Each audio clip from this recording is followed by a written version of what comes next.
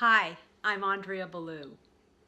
I think you've probably heard about how important it is to pause when you're speaking, to give your audience an opportunity to think about what it is that you've just said, to give them a chance to embrace it, to embody it, to consider how is this going to make a difference in my life, in my business.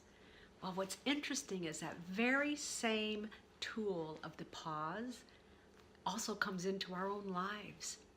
We need an opportunity sometimes to just sit with what is, to consider it, to not rush into the next subject, into the next activity, into the next piece that's in front of us.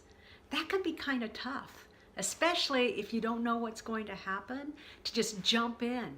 And yet that pause can be so important to let you kind of get your bearings and allow new information to come in and see what it is that you really want to create. So think about that. Where in your life, where in your business would pushing the pause button be helpful to you? And when you come up with that, if you come up with that, consider, maybe I'll just let that happen for whatever space of time it needs to happen. When you're speaking, use that pause to give your audience a chance to reflect. And in your life and in your business, use that pause to give yourself that chance to reflect.